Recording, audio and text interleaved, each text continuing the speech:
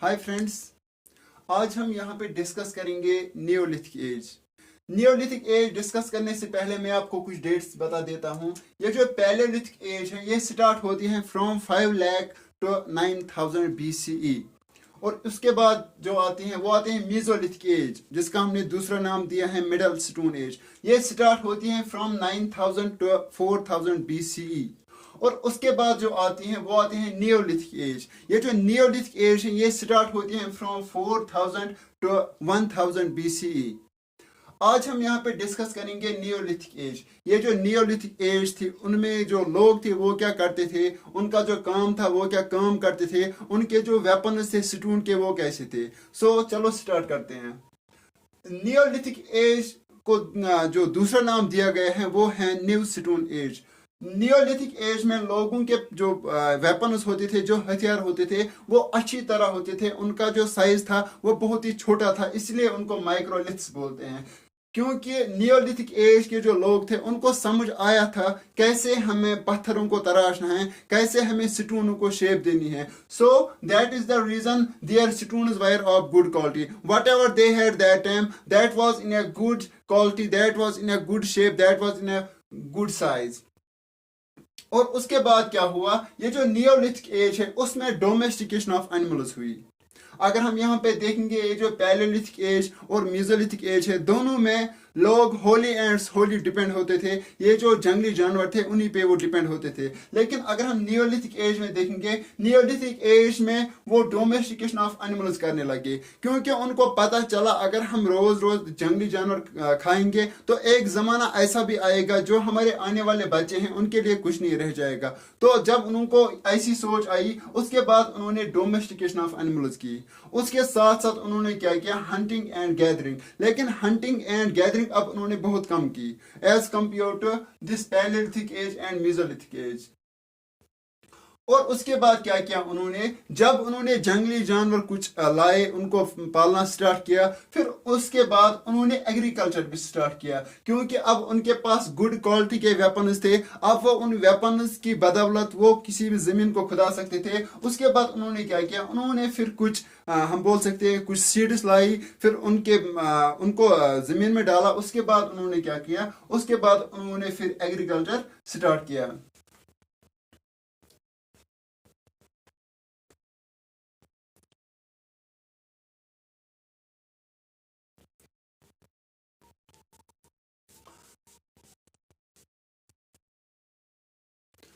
Hi friends, if you are new on my YouTube channel then do subscribe Adil UPSC.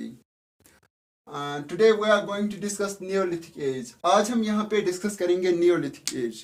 लेकिन Neolithic age discuss करने से पहले मैं यहाँ पे आपको बता दूं, ये जो Paleolithic age जिसका हमने दूसरा नाम दिया ओल्ड स्टोन एज, ये स्टार्ट होती है फ्रॉम 5 लाख टू 9000 BCE। और इसके बाद जो आती हैं वो आती है मीजोलिथिक एज, जिसका हमने नाम दिया था मिडल स्टोन एज। ये स्टार्ट होती हैं फ्रॉम 9000 टू 4000 BCE।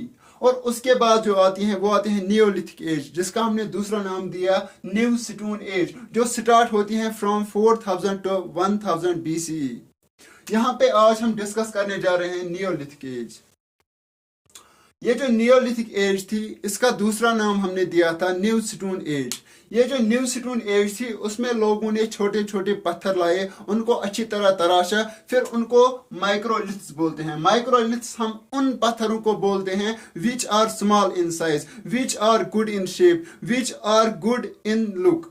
यहाँ पे क्या हुआ, ये जो नियोलिथिक एज आई उसमें लोगों ने छोटे छोटे पत्थर लाए, उनको अच्छी तरह तराशा, फिर उनको अच्छे वेपन्स बनाए। अगर हम यहाँ पे देखेंगे ये जो पैलेलिथिक एज और मीजोलिथिक एज थी उनमें जो वेपन्स थे वो नेचुरली थे, जैसे थे वैसे वो इस्तेमाल करते थे, उनमें उन्होंने कोई चेंज नहीं लाई। लेकिन जब नियोलिथिक एज आई उसमें जो लोग थे उन्होंने पूरी तरह पत्थरों को तराशा, उनको एक अच्छी शेप दी, तब जाके वो जो वेपन्स थे वो बहुत ही अच्छी क्वालिटी के थे।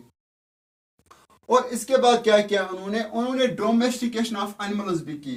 सो नियोलिथिक एज में और एक क्या हुआ, यहाँ पे डोमेस्टिकेशन ऑफ एनिमल्स हुई। अगर हम देखेंगे यहाँ पे ये जो पैलेलिथिक एज और मीजोलिथिक एज के लोग थे वो होली एंड सोली डिपेंड होते थे वाइल्ड एनिमल्स पे, लेकिन नियोलिथिक एज में जो लोग थे उन्होंने डोमेस्टिकेशन ऑफ एनिमल्स की।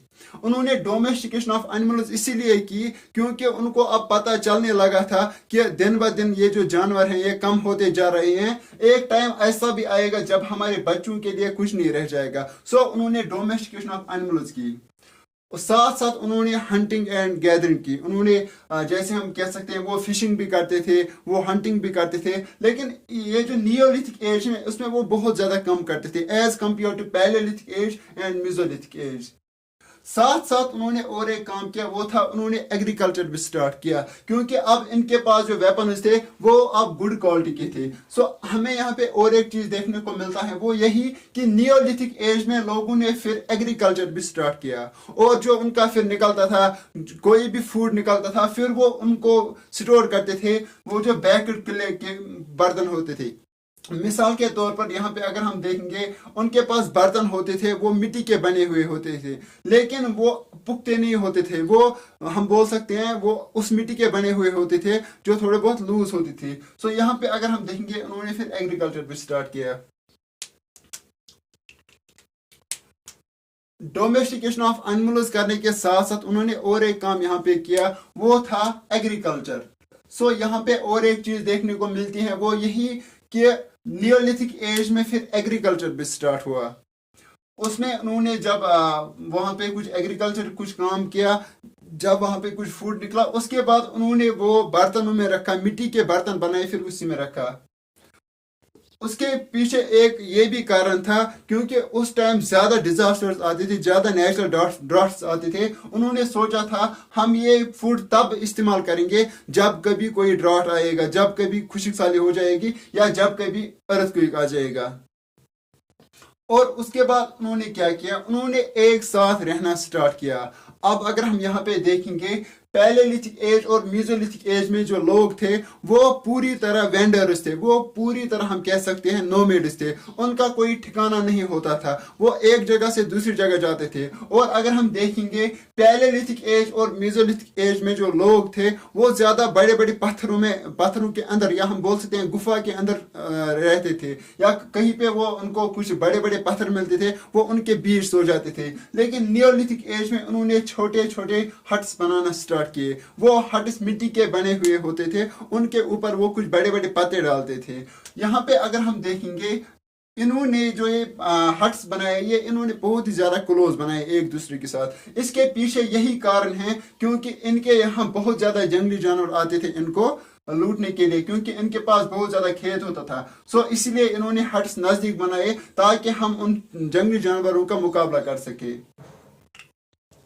और उसके बाद क्या हुआ, उसके बाद उन्होंने कुछ कम्युनिटीज बनाई। कम्युनिटीज हम उस सिस्टम को बोलते हैं जहां पे रूल्स एंड रेगुलेशंस सेम होते हैं for the entire society, for the whole society. So यहाँ पे हमें और एक चीज देखने को मिलती है। और उसके बाद क्या था, उसके बाद उनके पास प्राइवेट प्रॉपर्टी का कंसेप्ट नहीं था। जैसे आज हमारे पास प्राइवेट प्रॉपर्टी का कंसेप्ट है, उनके पास कोई भी प्राइवेट प्रॉपर्टी का कंसेप्ट नहीं था। वो जो कुछ भी उगाते थे, वो जो कुछ भी काम करते थे खेत में, फिर वो इक्वली डिस्ट्रीब्यूट करते थे। वो हर एक इंसान में, हर एक व्यक्ति में इक्वली वो डिवाइड करते थे। उनका कोई प्राइवेट प्रॉपर्टी का कंसेप्ट नहीं था। उनके हट्स होते थे वो मिट्टी के बने हुए होते थे। और एक पॉइंट है यहाँ पे वो यही कि वो वर्शिप ऑफ नेचर करते थे, मतलब जो कुछ भी उस टाइम नेचुरली प्रेजेंट था दुनिया में तो वो उसकी वर्शिप करते थे।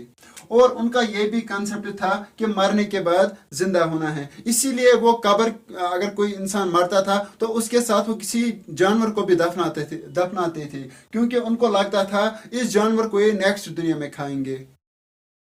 और उनको बहुत ही ज्यादा डर लगता था डिजास्टर्स से, जो उस टाइम नेचुरल डिजास्टर्स आते थे उनको बहुत ही ज्यादा डर लगता था क्योंकि उनको उतनी इल्मियत ही नहीं थी ये क्या हो रहा है।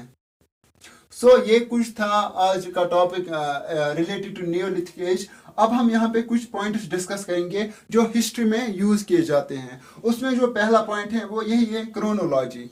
क्रोनोलॉजी का मतलब है कोई भी रिकॉर्ड जो अरेंज में हो या सीक्वेंस में हो उसको हम क्रोनोलॉजी बोलते हैं। और जो दूसरा यहाँ पे पॉइंट है वो यही है मैन्युस्क्रिप्ट्स। मैन्युस्क्रिप्ट्स हम उन राइटिंग्स को बोलते हैं जो हाथ से लिखी गई हो, उनको हम मैन्युस्क्रिप्ट्स बोलते हैं जो हाथ से लिखी गई हो। मिसाल के तौर पर अगर हम देखेंगे, अगर किसी इंसान ने कुरान शरीफ अपने हाथों से लिखा तो हम उसको मैन्युस्क्रिप्ट बोल सकते हैं। और एक यहाँ पे टर्म दी गई है वो यही है आर्कियोलॉजिकल साइट्स। आर्कियोलॉजिकल साइट्स हम उन जगहों को बोलते हैं जहाँ पे हमें कुछ पुरानी चीजें मिलती हैं, जहाँ पे हमें कुछ पुरानी चीजें देखने को मिलती हैं, उनको हम यहाँ पे आर्कियोलॉजिकल साइट्स बोलते हैं। अगर हम कश्मीर की मिसाल दें, कश्मीर में एक जगह बुरज़ुम श्रीनगर में है, वहाँ पे बहुत ज्यादा पुरानी चीजें देखने को मिलती हैं, उसको हम आर्कियोलॉजिकल साइट बोल सकते हैं। और एक यहाँ पे टर्म दी गई है वो यही है फोसिल्स। फोसिल्स का मतलब सिंपली हुआ जो कुछ भी रिमेनिंग ऑफ डेड बॉडीज हैं उसको हम फोसिल्स बोलते हैं। और एक यहाँ पे लास्ट पॉइंट दिया गया है वो यही है हाइडस। हाइडस का मतलब हुआ ये जो स्किन होती थी जानवरों को, लोग उस टाइम उसको इस्तेमाल करते थे एज क्लोथ, उसको हम हाइड बोलते हैं। सो ये था आज का हमारा टॉपिक। इंशाल्लाह कल हम डिस्कस करेंगे इंडस वैली सिविलाइजेशन।